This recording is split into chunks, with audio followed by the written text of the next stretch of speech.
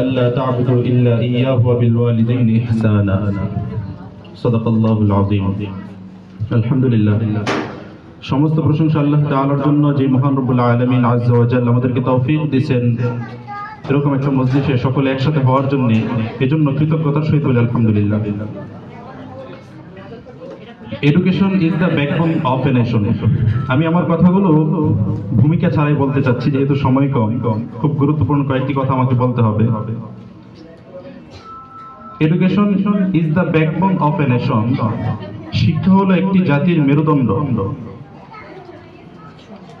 যেমন মানুষ মেরুদণ্ডবিহীন হিসেবে সোজা হয়ে চলতে পারে না, জড় পদার্থের মতো জড় বস্তুর মতো পড়ে থাকতে হয়, অনুরূপ যদি কেউ কোনো একটা জাতি শিক্ষিত না হয়, শিক্ষা অর্জন না করে, ওই জাতিটা ওরকম ভাবেই জড় বস্তুর মতো পড়ে থাকে, সে জীবনে কোনো উন্নতি করতে পারে না। এই জাতি দিয়ে উন্নতির কোনো কিছু আশা করা যায় না। এজন্য মানব জীবনে শিক্ষা অপরিহার্য। এখন আসি তো কোন শিক্ষাটা আমাদের জন্য মেরুদণ্ড হিসেবে কাজ করে। অ্যাজ এ মুসলিম, আমরা মুসলিম হিসেবে আমাদের প্রত্যেকের এই কথাটা মাথায় রাখতে হবে, যেহেতু আমি মুসলিম আমাকে ইসলাম সম্পর্কে জানতে হবে, আমাকে অবশ্যই মৃত্যুবরণ করতে হবে, আমাকে মারা যেতে হবে। আসমানের নিচে জমিনের উপরে এমন কোন মানুষ নাই, যত ধর্মাবলম্বী হোক না কেন, প্রত্যেকে আমরা এই কথাটা বিশ্বাস করি আমি মৃত্যুবরণ করবো, আমি মারা যাব। যেহেতু আমি মারা যাব, আমরা মুসলিম হিসেবে আমরা পরকালকে বিশ্বাস করি, আমাকে পরকালে পুনরুত্থিত হতে হবে, উঠতে হবে, আবার আমাকে হিসাব দিতে হবে দুনিয়াতে কিভাবে আমার সময়টুকু কাটিয়েছি। জাহান্নাম এবং জান্নাত ফয়সালা হবে। এজন্য অবশ্যই আমাকে এই বিষয়টাও মাথায় রাখতে হবে। পাশাপাশি আমাকে অবশ্যই শিক্ষিত হতে হবে, শিক্ষা অর্জন করতে হবে। এখন শিক্ষা অর্জন করতে গিয়ে যদি আমরা দুনিয়াবী শিক্ষা, জাগতিক শিক্ষা যেটাকে বলি, এটাকে আমরা জেনারেল শিক্ষা বলি, সাধারণ শিক্ষা, এটা অর্জন করে আমরা দুনিয়াতে অনেক সুফল পেতে পারি। কেউ ইচ্ছা করলে ডক্টর হতে পারে, ইঞ্জিনিয়ার হতে পারে, ব্যারিস্টার হতে পারে, জাজ হতে পারে।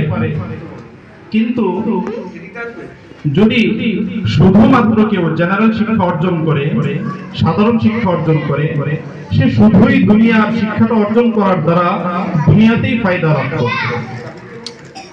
কিন্তু মাদ্রাসা শিক্ষা এমন একটা শিক্ষা যে সে শুধু দুনিয়া শিক্ষায় শিক্ষিত হবে না, পাশাপাশি সে পরকালে কি হবে, দুনিয়াতে কিভাবে চললে মানুষ সফল কাম হতে পারে, দুনিয়াতেও সফল হবে, আখিরাতেও সফল হবে, সে উভয়টা জানতে পারবে। যেরকম আমরা যদি লক্ষ্য করি, দুনিয়ার শিক্ষিত মানুষগুলো, আপনারা যারা অভিভাবক আছেন আপনারা লক্ষ্য করবেন, বর্তমান বিশ্বে বৃদ্ধাশ্রম অনেক বেশি আছে।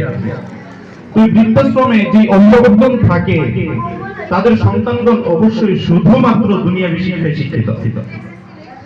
আমি চ্যালেঞ্জ শুরু দিয়ে বলতে পারি, পৃথিবীর ইতিহাসে এখন পর্যন্ত কোন বৃদ্ধাশ্রমে এমন একজন মানুষকে দেখাতে পারবেন না যার সন্তান আলেম, যার সন্তান মাদ্রাসায় পড়ুয়া, যার সন্তান মসজিদে ইমামতি করে।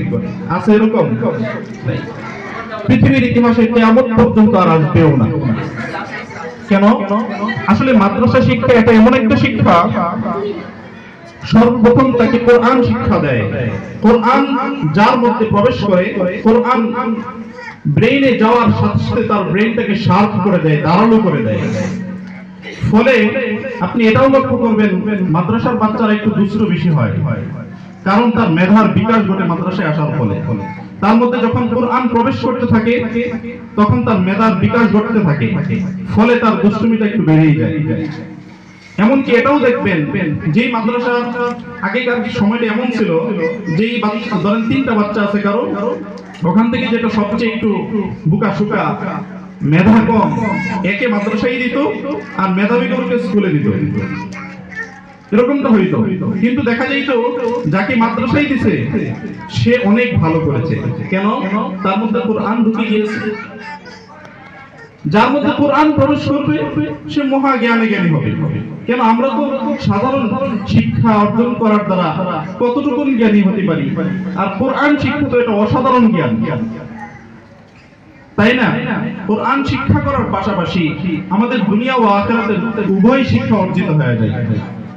তো আল্লাহ তাআলা বলছেন ওয়া কাযা রাব্বুকা আল্লা তা'বুদু ইল্লা ইয়্যাহু ওয়া বিল ওয়ালিদাইনি ইহসানা। আল্লাহ তাআলা বলেন যে তোমরা আমি আল্লাহ তাআলার ইবাদত করো, আমার ইবাদত করো। এক নম্বর শর্ত যদি দিয়েছেন আল্লাহ তাআলা, তো ইবাদত করতে গেলে আমাদেরকে অবশ্যই জানতে হবে কিভাবে ইবাদত করতে হয়। রাসূল হাদিসে বলেন তালাবুল ইলমি ফরিদাতুন আলা কুল্লি মুসলিম, প্রত্যেক মুসলমানের জ্ঞান অর্জন করা ফরজ। কিভাবে আমরা ওযু করব, কিভাবে ভাত খাবো, কিভাবে ঘুমাতে যাব, কিভাবে বাজারে যাব, কিভাবে রমজান মাসে রোজা রাখবো, দুনিয়ার প্রতিটি কাজ আমরা কিভাবে সম্পাদন করব, এটা আমাদেরকে জানতে বলেছেন। যদি আমি না জানি তাহলে এই কর্মগুলো সম্পাদন করতে পারবো না। এজন্য আমাদের জানা ফরজ, আমাকে জানতে হবে। যখন জানবো তখন আমরা ইবাদত করতে পারবো। তাহলে আমরা আল্লাহ তাআলার পরিচয় পাবো। আপনি যদি শুধু একটা সন্তানকে স্কুলে দিয়ে লেখাপড়া করান, ডক্টর, ইঞ্জিনিয়ার, ব্যারিস্টার বানান, সে কোনোদিন কোরআন পড়তে পারবে না, সে কোনোদিন নামাজ সহিষ্ণুভাবে পড়তে পারবে না। এজন্য আমাদেরকে অবশ্যই তাকে দ্বীনি শিক্ষা দিতে হবে। হ্যাঁ, যদি না দেন, যদি দেন আর যদি না দেন, উভয়টারই ফলাফল আছে। যদি দেন, রাসূল সাল্লাল্লাহু আলাইহি ওয়াসাল্লাম বলেন যখন কোন বাচ্চা হাফেজ হয়ে যাবে অথবা আলেম হবে, তো যদি সে জান্নাতি হয়ে যায়, জান্নাতি হয়ে গেলে তাকে আল্লাহ তাআলা বিশেষ এক পাওয়ার দিবেন, এক ক্ষমতা দিবেন। আল্লাহ তাআলা বলবেন যাও, তোমার যতজনকে ইচ্ছা তুমি জান্নাতে নিয়ে যাও। সুবহানাল্লাহ। জাহান্নাম ওয়াজিব হয়ে গেছে পিতামাতার উপরে, তারপরে এদেরকে শাফায়াত করে আল্লাহ তাআলার কাছে বলে সে জান্নাতে নিয়ে যাবে। এবং যদি কোনো হাফেজ হয়, আপনার সন্তান যদি হাফেজ হয়, তাহলে তাকে আল্লাহ তাআলা হাসর ময়দানে আল্লাহ তাআলা বলবেন ইকরা ওয়ারতাকি, তুমি পড়তে থাকো এবং উপরের দিকে উঠতে থাকো। এরকম ভাবে একতলা দুইতলা এভাবে উঠতে থাকবে। 6666 আয়াত পড়বে, 6666 তলায় উঠবে। আপনার লাভ কি?